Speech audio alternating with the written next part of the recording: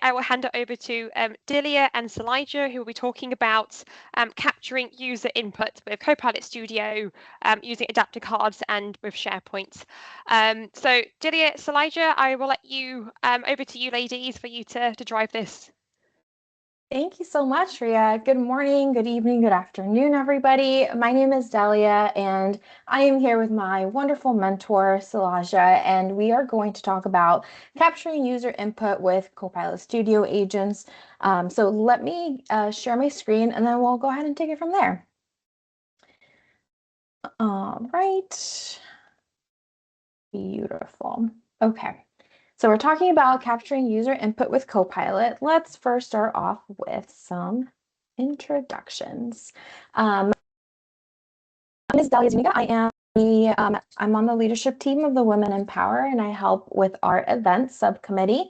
I've been involved with the Women in Power for over a year now, which is amazing. I feel like I've been here for forever in a good way. Because I've been able to build so many beautiful friendships and mentorships throughout the time. I am a consultant. I work for Huron Consulting Group, where I'm a Power Platform Solution Architect, where I deliver Copilot training and develop agents and automations for our clients, as well as for internal initiatives. And with that, I'll hand it over to my wonderful mentor. Hello, everyone. Good morning and welcome to the first meetup of 2026 for the Women in Power cohort. My name is Sailaja Mantripragada. I am a business applications MVP and I run a company called Low Code Power. I'm the principal solutions architect and I am a Power Platform specialist and work with Copilot agents and governance right now. So let's get started. So before Delia would dive into her demo and the amazing presentation, I wanted to just bring to the attention this topic, AI agents versus agentic AI. I'm sure it's every day, everybody is, you hear them every day, right? And I've seen people use these terms interchangeably sometimes because they haven't been working with agents yet, or it's completely new to them. So I just wanted to demystify and just separate the terms. So AI agents versus agentic AI, right? So let's talk about the AI agents first. I'd like to use the metaphor of a new intern or maybe a developer versus an architect to compare AI agents and the agentic AI systems. So basically, AI agents are you provide a task to an AI agent and say, can you take this topic, go around, check the internet, and get me a summary of the latest news on this topic? It's a task, right? So AI agents conform to predictable path and they have a bounded autonomy. They can go and search and look around and do things for you, but they're constrained to a certain boundary, and you work within that scope, right? So these are good for repeatable tasks and intake forms, something very simple that they have the final output in mind. Whereas, let's talk about agentic AI. Agentic AI is not just one, it's not exactly like AI agent. When you say AI agent, you're talking about a certain entity, right? Agentic AI is a system and it's a concept which is goal driven. For example, let's take an example of trip planning, right? To an AI agent, we say, um, I can you find me tickets for May 22nd, 2026 and book the tickets. it will go find, maybe you will add and say, find me the cheapest or the fastest tickets to a destination and book the tickets. That is an AI agent. With a agentic AI, you can tell the system, a set of details, and you can say, for example, I want to book. I want to book a getaway for my family that has not been on a trip for the last 3 years, and I want it to be memorable. I have 2 kids. I need kid-friendly spaces, but we also need to chill for some time. It shouldn't be too busy, and it should. We need it only within a certain country. So you give a goal to an agentic AI system and let it fly from there. You let it keeps it open ended. Based on what you said, it will go look up, search, and use its decision making abilities to give you the final output. So it is multi-step, and it can plan by itself, it can execute by itself. It is autonomous in the boundary of your goal. So that is agentic AI. So within the space of Copilot, if you are, so you can give it an epic. When I say epic in terms of the agile methodology, give it a certain goal with a detailed description and let it take its course. This is the concept I wanted to demystify for people. So, yeah, I have Delia take it from there. Awesome. Yep. Yeah. Okay. Okay. Thank you so much. So I think that context is going to be really helpful as we go into the next portion of today's call, where it's really going to be looking at a very particular use case and looking more at a very deterministic, where you have a lot of control type of an agent. And what we're going to be talking and focusing more about is really that capturing user input, right? Where we're constantly hearing that your agent is only going to be as good as the data that it's grounded in. But what if the agent is also in charge of capturing that data that it can then leverage for insights later on? So that's kind of what we're going to be talking about today. And if you've been building agents for a while now, or even not even that long now, you may be familiar with the idea of topics where a particular topic is triggered, and throughout that topic, there might be certain questions that are being asked of the user. And there's also this idea of slot filling, which we'll kind of go into first, right? You may have used this slot filling in the building of your agent, and essentially what this does is have a topic where you define input variables. You'll notice here this topic just has the trigger. I don't have any messages, I don't have any actions, I don't even ask any questions, as you can see in this particular topic, but I've defined inputs in this trigger, which now are in this topic, which allows the agent to understand more or less what it needs to capture whenever this particular topic is triggered. And so as you can see here, for this particular topic, it's a very simple topic, right? It's ask me about my day. So whenever the user says, ask me about my day, it's going to take those input variables, and the agent is going to think on its own to determine how it is that it should ask the user to get that information to store the values in those input variables. So and in the back end, what I did is I defined 3 input variables. I defined one for mood, nutrition, and goals. So as you can see in the test panel, I said, ask me about my day, which triggered this topic, right? And then it asked me, how are you feeling today? And I said, excited. So it's now capturing my input into that variable that I defined within the topic. And then it's asking me asking me a question for the next variable, which was my nutrition. So what did you eat today? And I gave it an answer. What do you want to do today? So your goals, so on and so forth.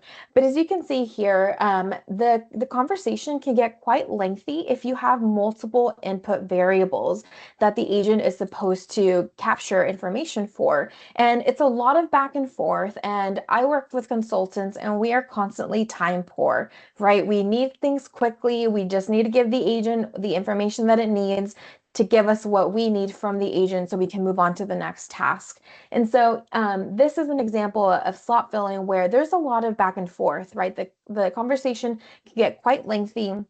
Similarly, if you're not using input variables in this particular way, your topics might still be quite lengthy if you're asking questions that are multiple choice or whatever types of questions, and your conversation can get quite long. And this was kind of where I had started in my agent building journey. It was doing things like this. And I thought, from an end user's perspective, because I also have a background in change management, this isn't the greatest user experience. I need something that is quick, where I can just give it the information that I need. And then I discovered the wonderful world of adaptive cards. And what adaptive cards are essentially a form that is passed to the user, which contains a series of fields that they can quickly just input all the information that they need and submit it, as opposed to all this back and forth and lengthening the length of the conversation. It's one simple form. They input the information. The agent now has what it needs, and it can continue with the rest of the workflow. The great things about adaptive cards is that it gives you that structure. You have full control over the way that it appears to the user. You can define particular fields on whether or not you want them to be required or optional. There's validation in place of those required fields, and if they don't fill it out, you can give them a nice message saying, hey, this is a required field. Go ahead and submit, fill this out before you submit it. And the great thing is that it can render everywhere, whether you're deploying an agent to M365 Copilot or Microsoft Teams or any other channel. So a few components that go into an adaptive card, these are just some of them, is you have your inputs, right? You need to define your fields, where it is that you want the user to fill in information. And you'll notice from this screenshot that there's different types of fields, right? That very first one is a single line of text field. So not very much information is expected to be provided in that particular field. Whereas the next field, what was worked on, is a much bigger box, because in the back end, I define that as a multiple lines of text field. And then we have our status, which, as you can see from the caret there, that it's a drop-down menu. So these are just, I wanted a way in which I can show you the different types of fields that you can define using adaptive cards. So if we think back to my previous example about asking me about my day, I no longer have to go back and forth with an agent so many times so that the agent can capture this information.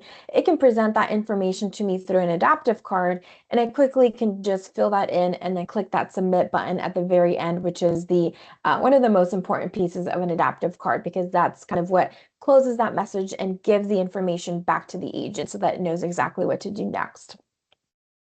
So as I mentioned, there's also validation in place, which can be really helpful, so that you can make sure that the data coming in is in the right format, that you're capturing the right data before you're writing that to any data source where you're going to be storing that information. And so with adaptive cards, you can also manage it through dynamic content, in that you can pre-fill certain fields for them. If 99% of the time it's going to be a particular value, you can already put that in there for the user as a default value. You can add help text on there, so you can help guide the user in their understanding of what exactly they need to be putting in a particular field. You can pull in reference variables, so if you have other variables that you're capturing throughout the conversation in other topics, you can pull in some of those global variables into the adaptive card.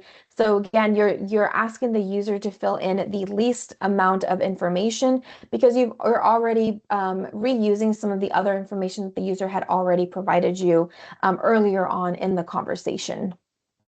So I wanted to provide some of that context. So now what we're going to be moving into is our particular use case. And here I'm going to be focusing on the status tracker agent. So I wanted to introduce kind of what this agent is, what it does, how it works, some of the key benefits.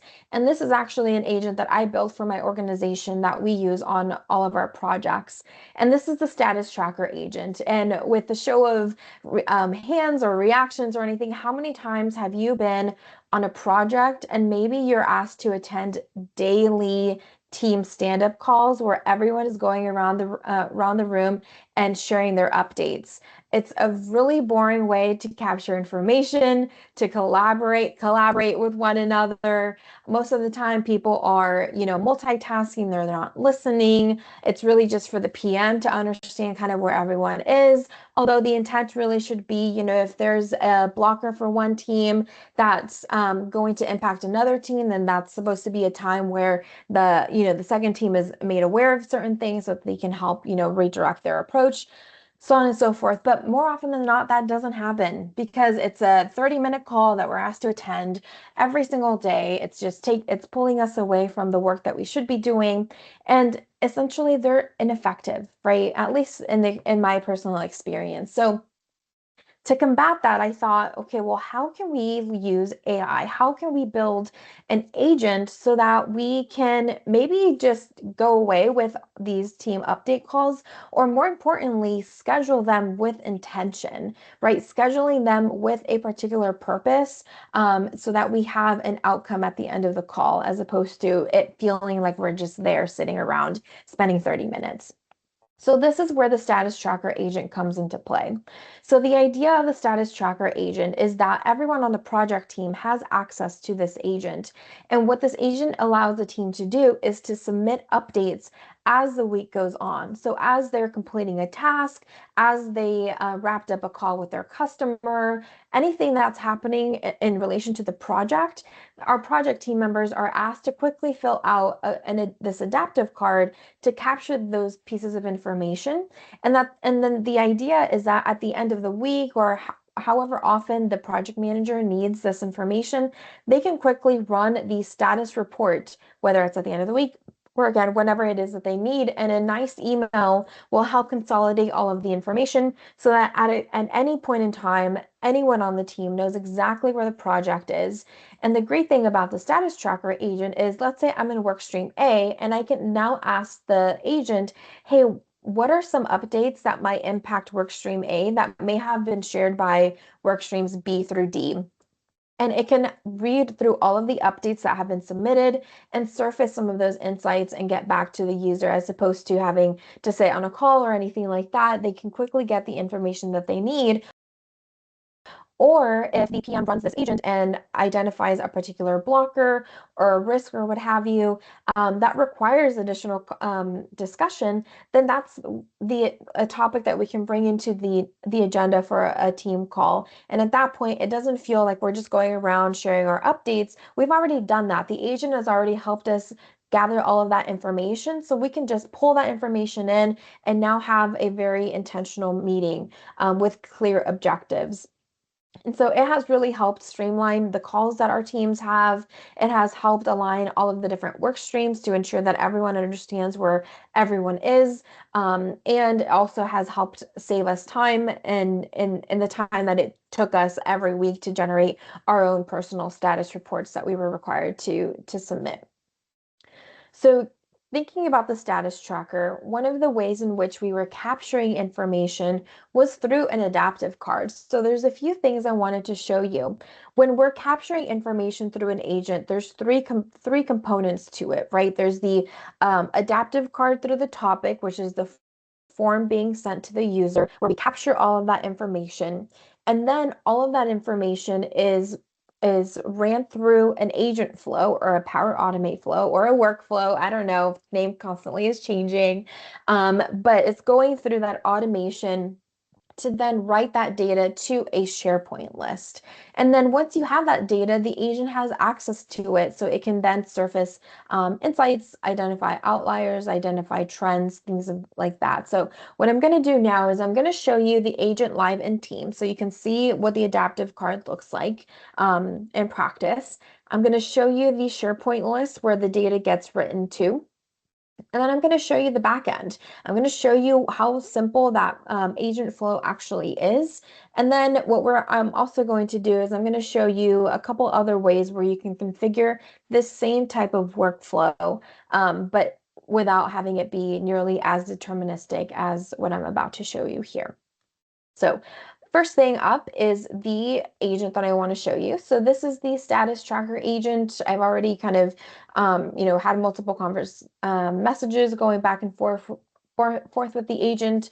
I personally always like to add suggested prompts for any and all of my agents so I can help guide the user in their understanding of the agent's capabilities. So usually the first one is one of the more important ones. So as we can see here, the submit new update. So with the simple of a message of a hello, the agent tells me really quickly what it's aimed to do. I say, wonderful, I'm going to use my suggested prompts and I'm going to say, you know what, I need to submit a new update because I just completed a deliverable and I want to make sure that the rest of the team is informed of the completion of the deliverable. So this is the adaptive card. Your adaptive cards don't necessarily need to be this long. You can break them up if you need to, or they can be really short, 2 or 3 questions. But this is that same adaptive card that we saw in my screenshot earlier. So here I can put in the name of my sub team. I can describe what it was that I worked on. From the status, again, I mentioned it's a drop-down menu. So from here, I can say, based on the information that I shared with you, I'm on track or this is at risk, so on and so forth.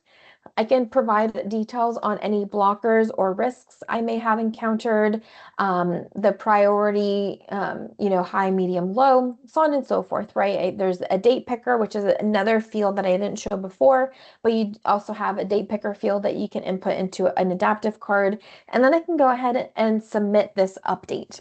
So what happens after this? I submitted my information through an adaptive card. That information, the agent is instructed to now pass that into an agent flow, and that agent flow is responsible for writing the data back to our SharePoint list. So let me first show you what the end result looks like. This is all dummy data, so it's not real for my organization, but this is what that SharePoint list looks like. Every time a project team member submits their information, it gets logged to this SharePoint list where I'm able to capture the sub team, which is information that I captured from the adaptive card. But I've also captured the name of the person who submitted it, the date it was submitted, and the week of. So this week of is not something that I captured in the adaptive card. I'm not asking the user to tell me the date of the Monday the week that we're in. That is an expression that I configured in the back end, and I'll show you that in just a second. But through the adaptive card, right, we also captured all of the other columns that you see here in this SharePoint list. So then my agent is grounded in this SharePoint list, and it can help answer any questions that where the information lives in the SharePoint list. So I showed you the agent in Teams, how the adaptive card comes through, the user can fill it out, it gets posted to the SharePoint list. But what you're probably curious about is, okay, what happens in between those 2 points? What is happening in the middle that allows the agent to write the information to the SharePoint list? And that is the agent flow. So this is our agent, the back end. I'm going to go into the topic and I'm going to show you the submit new update topic. So it's triggered whenever the user says that they want to submit a new update. This is the adaptive card. You can go in here, you can edit the adaptive card. This designer is really easy. What I will also share with you is at the very beginning of my time using adaptive cards, even though this seems kind of easy of just drag and drop the components, I still had a really hard time in creating adaptive cards, and that is a perfect opportunity to bring Copilot into the development process. So especially when I needed to create a more complicated adaptive card, I would just describe my intention to Copilot, and I would say, hey, Copilot, just give me the JSON that I need to create this adaptive card. And Copilot did exactly that. And I would simply just copy and paste it into the payload editor here, and my adaptive card is created for me. So that's just another way where you can another way in which you can easily create adaptive cards if this feels a little bit too much at first. So once we've done that, the next thing that I've done is I've instructed the agent to call this Power Automate flow or agent flow and to write the data to my SharePoint list. So here I want to show you what this agent flow looks like. And it's actually very simple. It shows us 3 steps, but in reality, it's just a single step. This first action and this last action kind of come out of the box whenever you build an agent or an agent flow in the context of an agent. And really, you're asked to just fill in any of the actions that need to happen in between there. So all I added here was create item. So I defined my input. So I told my agent flow, okay, you should expect all of these fields that the agent is going to give you. So you first need to define all of your fields as input fields in your trigger, which then allows you to pull in that information in any of the subsequent actions. So here we have our create item. I defined the SharePoint list, the site, all that great information. And now I just pulled in and started mapping all of these fields. So the submitted by is something that I captured through the agent, through some of the system variables. So now I can just pull in all of those fields in all the right places for the create item for the SharePoint list. But you'll notice that there's a couple of them that are actually expressions, meaning they're not being pulled in by any input trigger inputs that I defined at the very beginning of this flow, but they're expressions that I'm calculating. So for the date submitted, I don't need to ask the user, hey, what day is it, right? Because the agent, the technology is smart enough to understand what day we're on. So that is an expression that I pull in here. So I simply just pull in the UTC now, and maybe I might format it a little bit to match what it is that I'm looking for. Same for the week of, right? If it's Thursday, right? Today's Thursday, May 21st, the week of, I want to calculate the date of the Monday. So of this Monday, what is it, the 18th? And so again, you don't need to know how to write these expressions if you're unfamiliar with FX, with building these expressions. You can use Copilot. Help describe your intention to Copilot, what it is that you're looking for, and Copilot can help give you the expression that you need to input into this particular field. So that's exactly what we did here. And then all of the other fields we just mapped to the some of the inputs that we were capturing through the adaptive card. And then that's it. It's taken the information from the adaptive card. Through the agent flow, we've done that mapping, and we can post it to our SharePoint list. Now, whenever you have a single action like this, you probably don't even need an agent flow, right? You can just create a tool within your agent and instruct your agent to just call that tool whenever the adaptive card is filled out. But what I wanted to show here is this next piece of the puzzle, that whenever you have an agent flow, you can actually take it one step further and input additional actions within the agent flow. So for example, the agent flow that I showed had 3 steps. It was really just the one of the creating an item. But imagine you're capturing information where you might want to run sentiment analysis on what was captured, in which case you can insert an AI prompt or run a prompt action in your agent flow. Or let's say you wanted to capture additional information about the user that isn't captured through any of the system variables in the agent, in which case you can input the get user profile action. What that allows you to do, so this is now the new workflow that I'm showing, is the topic is triggered because the user said that they wanted to submit a new update. The adaptive card is sent over, the user fills it out, and then the next step in the flow, once they submitted it, is the get user profile, and then I can go ahead and create the list. The reason you can input the get user profile here is because what this gives you, this gives you a lot access to information that you may otherwise not have access to, such as the user's department or their job title or office location or manager. Those might be certain things that you want to pull into your SharePoint list if the use case deems it, right? And so this agent flow really helps open up the doors for pulling in any other information, for restructuring your data, so on and so forth. And as I start wrapping up here, there's a few things, a few takeaways from today's call that I'm hoping that you take with you. And that is not necessarily don't slot fill in chat. Just keep in mind that what the user experience is. So if you're going to be asking multiple questions, think about what that means for the user. They're having to sit there going back and forth. That might be an opportunity to incorporate adaptive cards. And the second is there's more than one way to accomplish the exact same thing. You can create an agent flow that can write data to a SharePoint list, or you can just configure independent tools that the agent can call when it deems appropriate. And there's so many other ways to achieve the same result. And the third one is let the platform do the boring parts, right? The calculation of figuring out the date of the Monday that the week that we're currently in or today's date, those things the user doesn't need to do, but have the agent, the technology calculate those dates for you. So you're only capturing what is really necessary from the user so that they have a seamless and great experience with your agent, which is, of course, is only going to help with your adoption.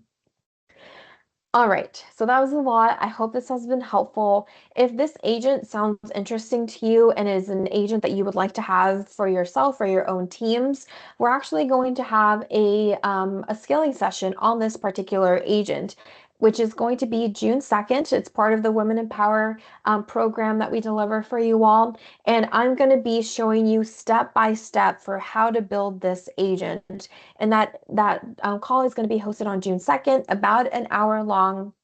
And you'll leave with a build guide. So if you're not able to attend, just register, and that will allow us to give you the build guide ahead of the call so that you have that whether or not you're able to attend. So a lot of great stuff happening with Women in Power. I highly encourage you all to check out our LinkedIn.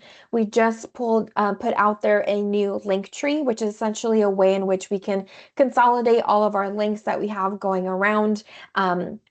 Where you can access all of our upcoming events. You can submit to be a speaker for any of our calls, and you can join the waitlist for mentorship and or join the mentorship program when the time comes. So anyways, I wanted to share with you, and I actually do have a link here, which I'll share in just a moment in the chat. So at this time, I'd like to open up for any questions, any comments, any feedback that you all might have to share at this time.